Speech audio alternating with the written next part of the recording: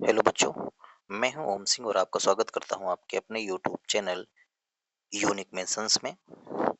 आज हम पढ़ने वाले हैं ज्योग्राफी, भूगोल के बारे में। आज की क्लास शुरू हो रही है भूगोल से। भूगोल भूगोल को अंग्रेजी में कहा जाता है ज्योग्राफी।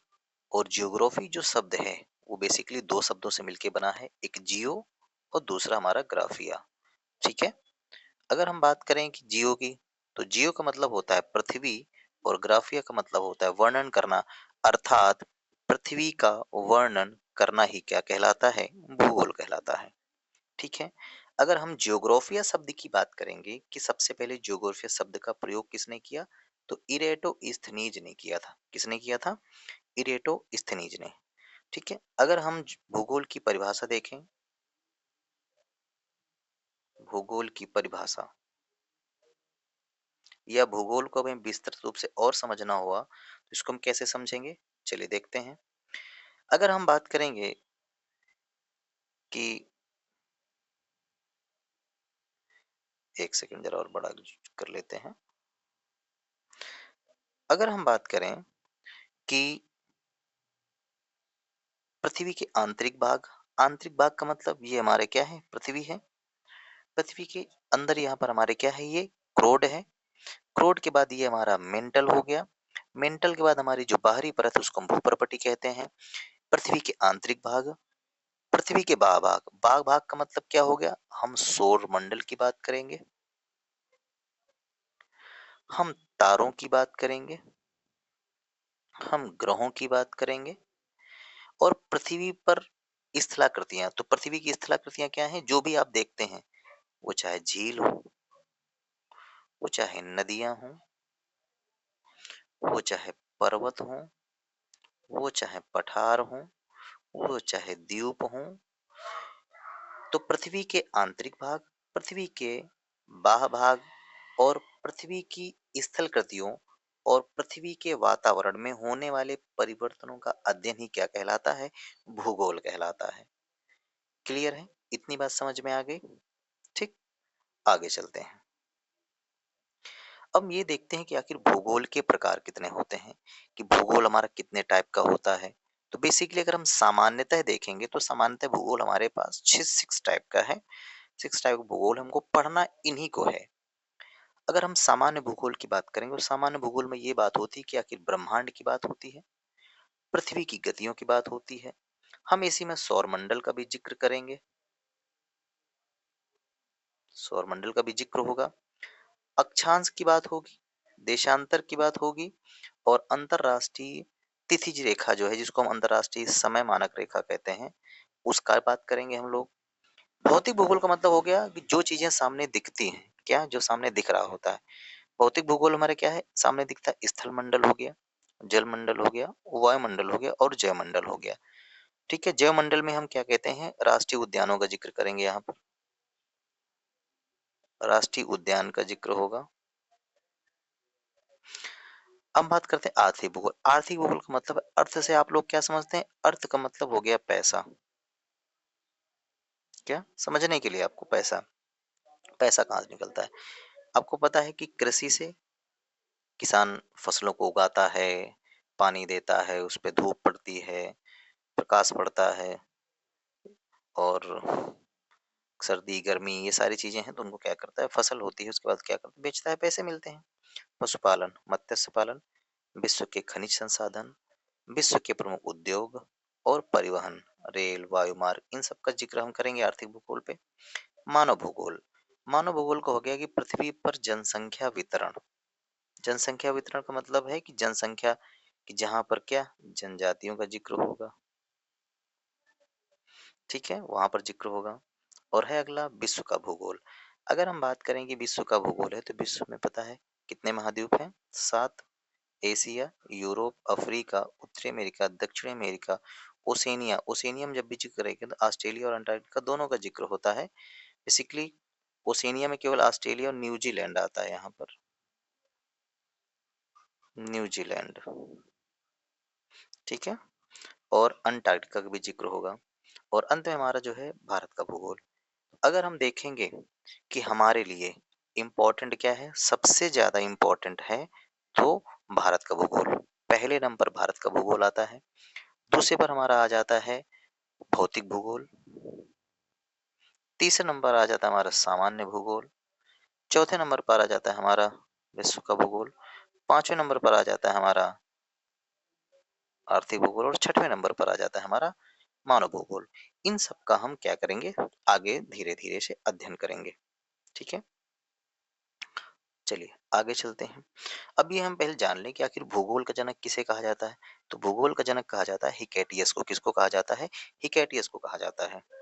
अगर कहा जाए कि वर्तमान भूगोल का जनक, तो वर्तमान भूगोल का जनक कहा जाता है अलेक्जेंडर वान हम्बोल्ट को कहा जाता है। किसको कहा जाता है, अलेक्जेंडर वान हम्बोल्ट को कहा जाता है। व्यवस्थित भूगोल का जनक इरेटोस्थनीज को कहा जाता है। किसे कहा जाता है, इरेटोस्थनीज को कहा जाता है। सांस्कृतिक भूगोल का जनक कार्ल ओसावर को कहा जाता है। किसे कहा जाता है, कार्ल ओसावर को। भौतिक भूगोल का जनक कहा जाता है पोलिडोनियम को। किसको कहा जाता है, पोलिडोनियम कहा जाता है। गणितीय भूगोल के जनक को कहा जाता है थिल्स और एनेक्सिमिंडर को कहा जाता है।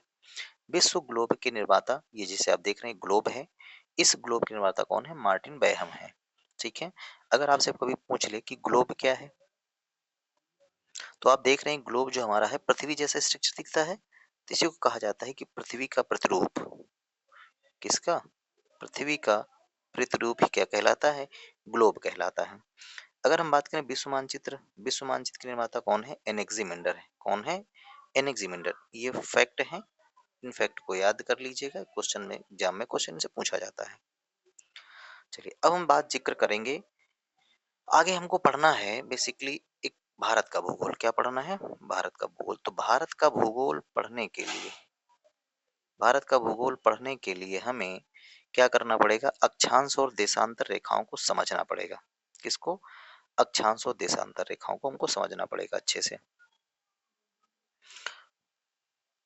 चलिए अब हम देखते हैं कि जो ये अक्षांश हैं, ये हमारा क्या है, ग्लोब है। ये हमारा क्या है, नॉर्थ पोल है। ये क्या है, नीचे हमारा साउथ पोल है। अगर हम देखेंगे कि एक ऐसी लाइन जो इस ग्लोब को या हमारी पृथ्वी को दो बराबर भागों में काट रही है, ठीक, ये लाइन यहाँ से जा रही है, ये पृथ्वी को दो बराबर भागों में, ऊपर वाला हिस्सा हमारा कहलाता है, क्योंकि अगर आप देखें तो ये डायरेक्शन इधर पूरब होता है, इधर पश्चिम होता है, इधर उत्तर होता है, इधर दक्षिण होता है। अगर हम कहें तो इसको हम बोलते हैं उत्तरी गोलार्ध। क्या बोलते हैं, उत्तरी गोलार्ध। अगर हम नीचे वाले को बोलेंगे तो इसको हम बोलते हैं दक्षिणी गोलार्ध। क्या बोलते हैं, दक्षिणी गोलार्ध। ठीक, अब देखिए ये जो 0 डिग्री है इसको हम बोलते हैं 0 डिग्री अक्षांश। क्या बोलते हैं, 0 डिग्री से अक्षांश। इसको हम भूमध्य रेखा भी कहते हैं, इसी को विषुवत रेखा भी कहा जाता है।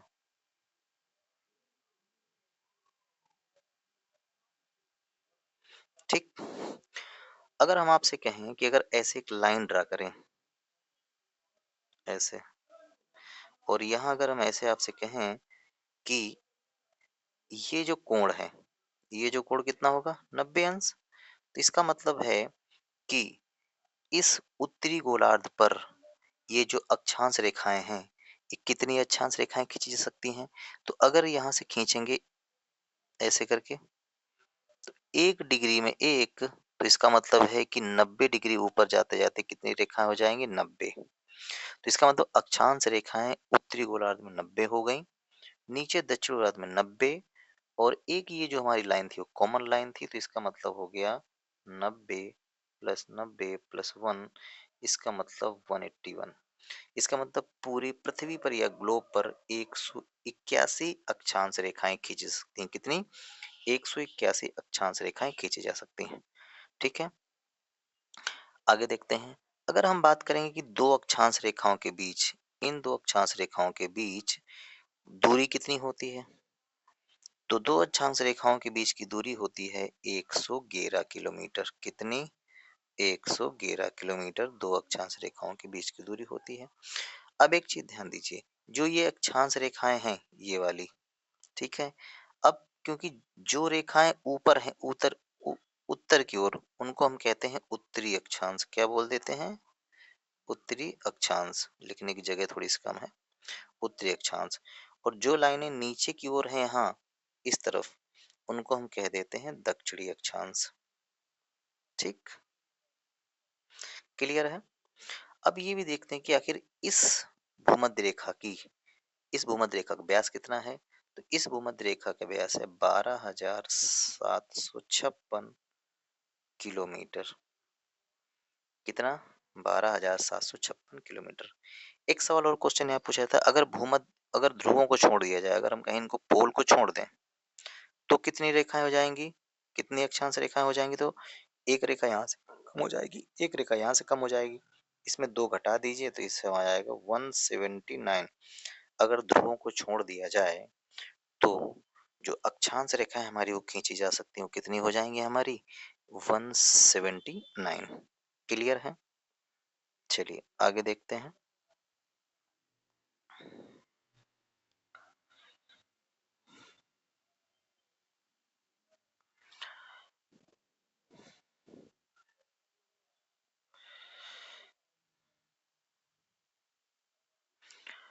चलिए अब हम बात करेंगे देशांतर रेखाओं। किसकी बात करेंगे? देशांतर। आप देखिए ये हमारा क्या है? ध्रुव है। क्या है ये? ध्रुव। ये हमारा क्या है? ये भी ध्रुव है। ये हमारा उत्तरी ध्रुव है और ये हमारा क्या है? दक्षिणी ध्रुव है। ठीक है। अगर हम कहें ध्रुवों से ध्रुवों को लाइन मिला दें, ध्रुवों से ध्रुवों की ओर मिलाने वाली जो रेखा आती है, कुछ रेखाएं ऐसी भी आ रही हैं, देखिए ये आ रही हैं, कुछ रेखाएं ऐसी भी आ रही हैं, ये कुछ ऐसी भी रेखाएं आ रही हैं। तो कुल मिलाकर है ध्रुवों से ध्रुवों को मिलाने वाली जो रेखा हैं, तो उन्हें कहा जाता है क्या? देशांतर रेखाएं। देशांतर रेखाओं को अंग्रेजी में क्या कहते हैं? लॉन्गिट्यूड कहते हैं। और अक्षांश रेखाएं थी उनको हम क्या कहते थे? लैटिट्यूड कहते हैं। ठीक है। अगर हम बात करें इन देशांतर रेखाओं की, तो जो ध्रुवों से ध्रुवों को बीच से जाती है, बिल्कुल ये लाइन, इस लाइन को कहा जाता है 0 डिग्री देशांतर। क्या कहते हैं? 0 डिग्री देशांतर कहा जाता है इस लाइन को, जो बीचों बीच से ध्रुवों से डायरेक्ट सीधी जाती है। ठीक है। अब आगे देखते हैं। अब ये देखें कि आखिर इनकी संख्या कितनी है। आपको पता है कि यहाँ पर देखिए ध्यान से, एक सर्कल टाइप स्ट्रक्चर बन रही है। तो सर्कल कितने का होता है? 360 अंश का। तो देशांतर रेखाओं की संख्या कितनी है पूरी ग्लोब खींची जा सकती है? 360। 360 रेखाएं खींची जा सकती हैं। अब ये सवाल है कि अगर आप ध्यान से देखिए, यहाँ से ये क्या हमारी भूमध्य रेखा है, ऐसे गई है। ये देखिए दो देशांतर रेखाओं के बीच की दूरी, दो देशांतर रेखाओं के बीच की दूरी होती है 111.32 किलोमीटर। कितनी? 111.32 किलोमीटर होती है। अगर हम बात करें ध्रुवों पर, तो ध्रुवों पर इनकी जो दूरी है वो 0 होती है, 0 किलोमीटर, क्योंकि ध्रुवों पे आपस में क्या है, यहाँ जाके सभी मिल जा रही हैं एक जगह। अगर हम भूमध्य रेखा की बात करें, भूमध्य रेखा पर, तो भूमध्य रेखा पर इनकी यही डिस्टेंस हो जाएगी जो भी मैंने बताया आपको, 111.3 किलोमीटर। क्लियर है? अब एक चीज ध्यान दीजिए, अगर इस देशांतर रेखा के अगर पूरब में अगर हम हैं, अगर इस देशांतर रेखा की अगर हम पूरब में जाएंगे, तो इसको हम बोलते हैं पूर्वी देशांतर। क्या कहते हैं? एक सेकंड इरेज करने दीजिए।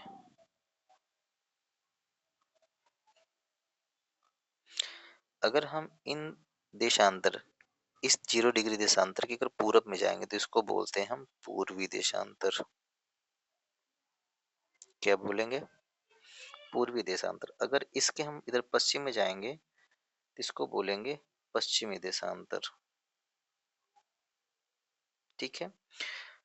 और इसी को एक और नाम, और इसका भी एक नाम और है, क्या? इसी को बोला जाता है अंतरराष्ट्रीय मानक समय रेखा। मानक समय रेखा। ठीक है। इसी का नाम प्रधान यामोत्तर भी है।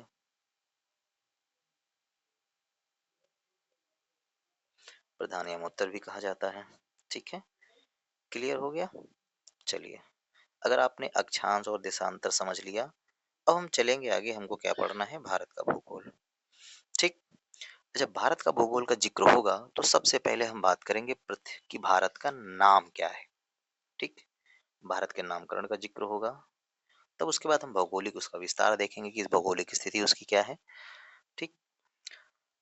भारत का नामकरण, अगर हम कहें कि पारसिया, पारसिया जानते हैं आप लोग क्या है? पारसिया, पारसिया क्या है कि ईरान का नाम है, पुराना नाम पारसिया है। ईरान के लोग क्या करते थे कि सा को हा पढ़ते थे। क्या पढ़ते थे? सा को हा। उनको एक चीज का अनुभव था, किसका? सिंधु नदी का। तो जब वो सा को हा पढ़ गए, तो इसलिए कि जो सिंधु नदी की वजह से इसको क्या पढ़ने लगे? हिंदू पढ़ने लगे। और हिंदू पढ़ने लगे तो इसका मतलब है इसी से बन गया क्या? हिंदुस्तान।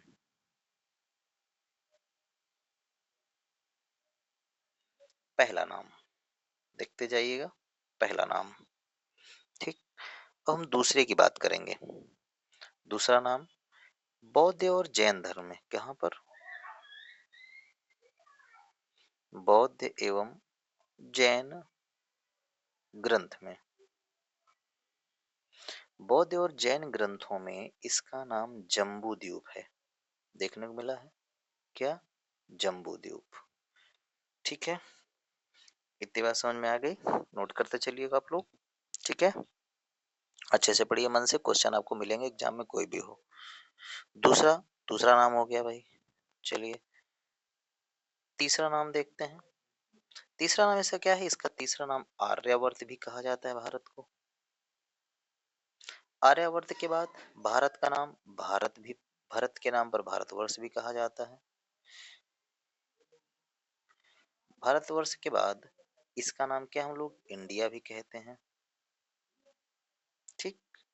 इसके बाद अगर आपसे पूछा जाए कि इसका जो क्या कहते हैं ऑफिशियल नेम है, इरेज करते हैं, नोट कर लीजिएगा आप लोग।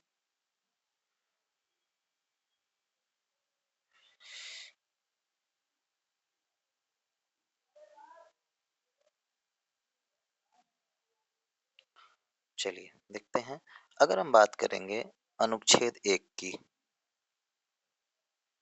अनुच्छेद में क्या कहा गया है कि भारत अर्थात इंडिया राज्यों का संघ होगा, राज्यों का संघ होगा। जैसे आप देख रहे हैं यही हमारा है इंडिया, भारत क्या होगा? राज्यों का संघ होगा। ठीक है। आर्टिकल 1 में क्या है? संवैधानिक प्रावधान किया गया है। और ये कहा गया, कभी आप इंडिया का अगर नाम देखें तो इंडिया को कहा जाता है रिपब्लिक ऑफ इंडिया। ये इसका क्या है? आधिकारिक नाम है, आधिकारिक नाम है भारत का। तो ये थे हमारे क्या? भारत के नाम। ठीक है, भारत के इतने सारे नाम हैं। चलिए आगे चलते हैं, समझते हैं हम लोग। आगे ये जानेंगे कि आखिर भारत की भौगोलिक स्थिति क्या है, कि आखिर भारत ग्लोब में कहाँ पर हम लोग देखते हैं। ठीक। ये हमारा क्या है? ग्लोब है। अगर हम ऐसे कहें कि भैया हमने थोड़ी देर पहले बताया था कि हमारे पास क्या था, यहाँ पर ध्रुव है।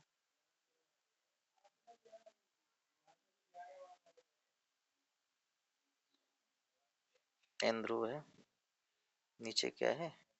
एस ध्रुव है।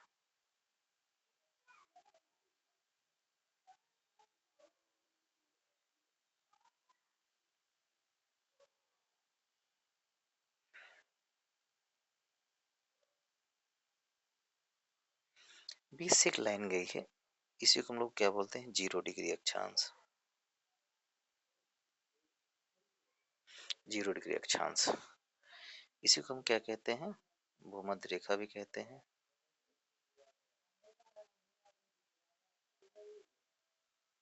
भूमध्य रेखा। यहीं से एक लाइन जाती है 23.5 डिग्री 30 मिनट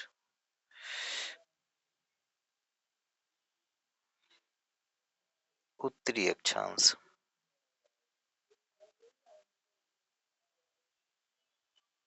इसी को कहा जाता है कर्क रेखा। क्या कहा जाता है? कर्क रेखा।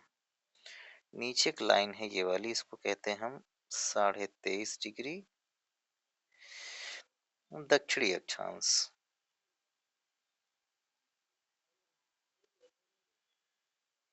दक्षिणी अक्षांश, यहां से लाइन गई है ये वाली।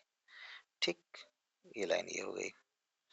अब देखिए क्या है, हमारा जो भारत है, भारत को ये कहा जाता है कि भारत क्या है कि कर्क रेखा भारत के बीचों बीच से जाती है। अगर हम भारत को ऐसे ड्रॉ करें,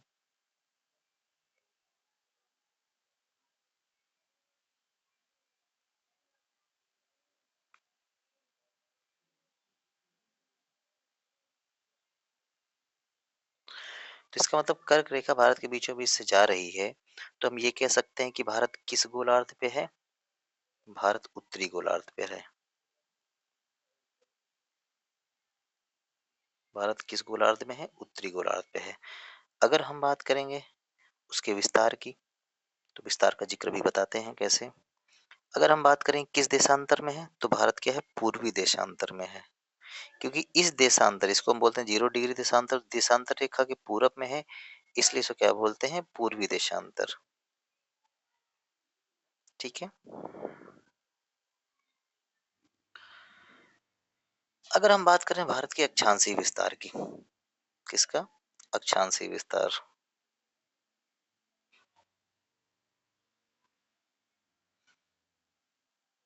अक्षांशीय विस्तार, तो जैसा आप देख रहे हैं, ये नीचे क्या हमारा,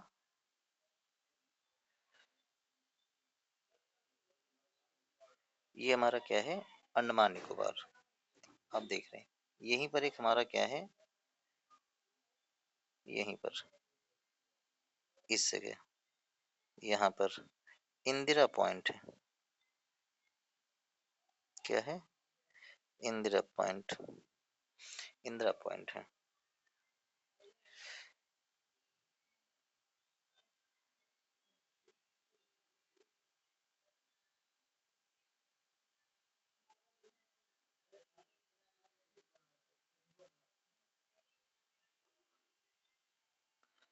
चलिए, इंदिरा पॉइंट है।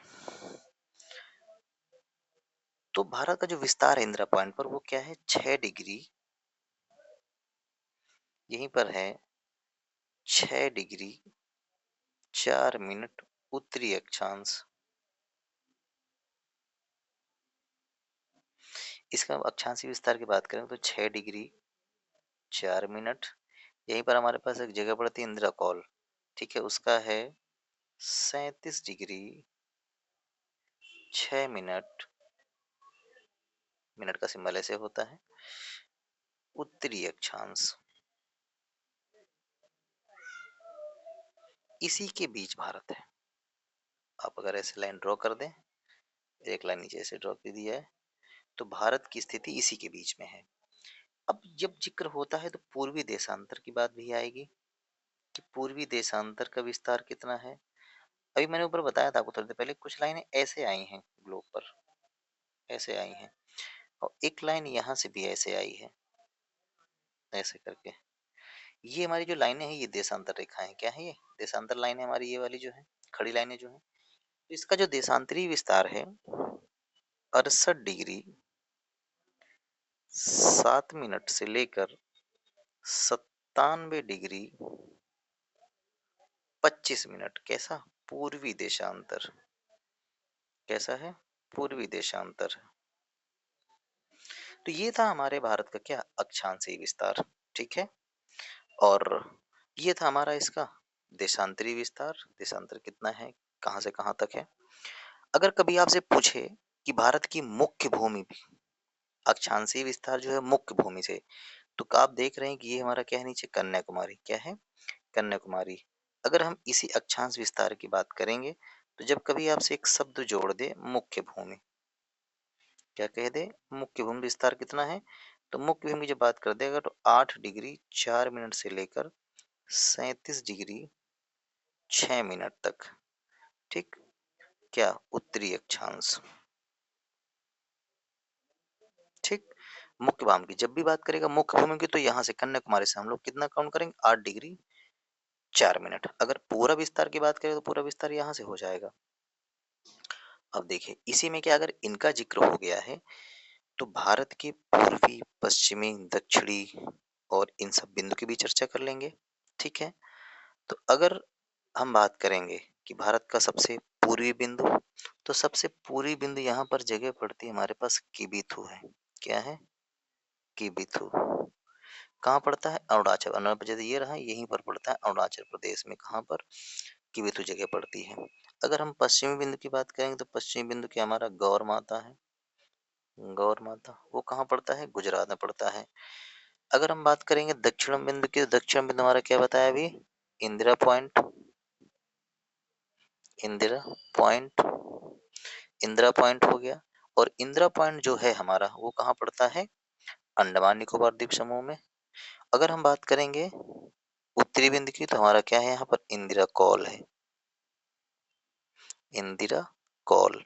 वो कहाँ पड़ता है, लद्दाख रीजन में है। तो ये हो गया पूर्वी बिंदु, ये हो गया पश्चिमी बिंदु, ये हो गया उत्तरी बिंदु, और ये हो गया दक्षिण बिंदु।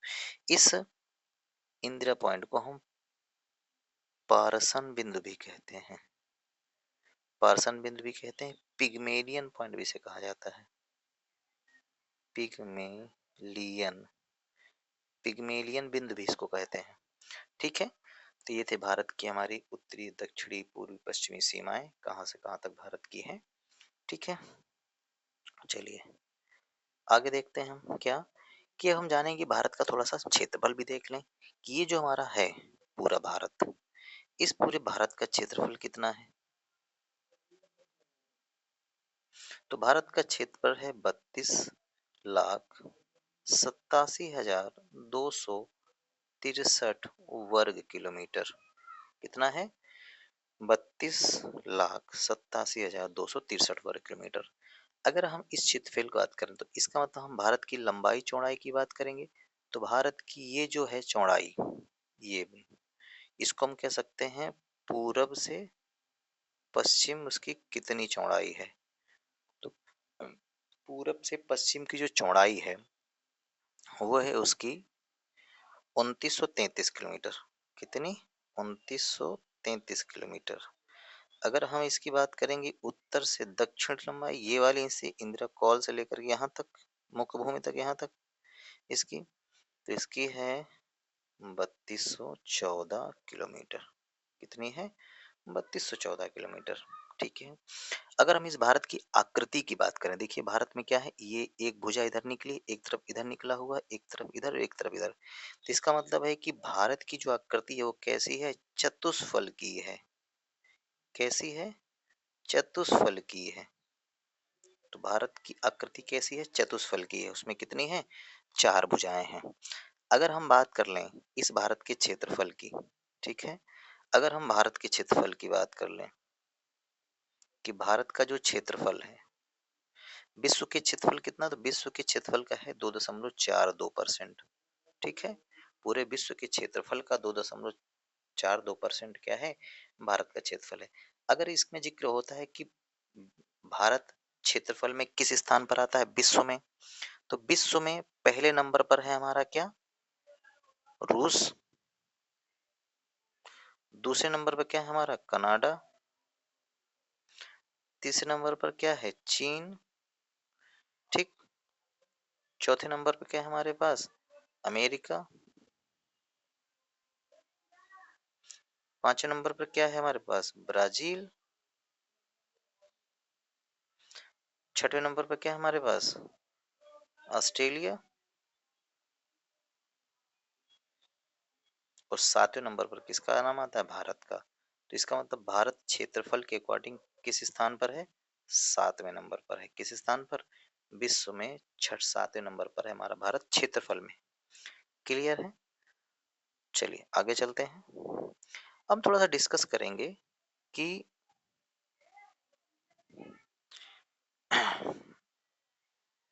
भारत का सामान्य परिचय ही आपको बता रहा था अभी। ठीक है, थोड़ा सा हम डिस्कस करेंगे भारतीय मानक समय रेखा पर।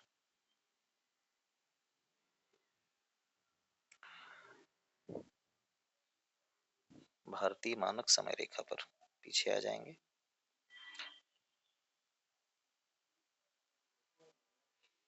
भारतीय मानक समय रेखा,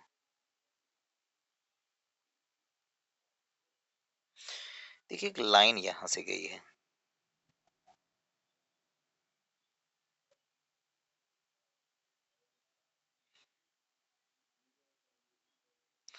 इसे कहा गया है 82.5 डिग्री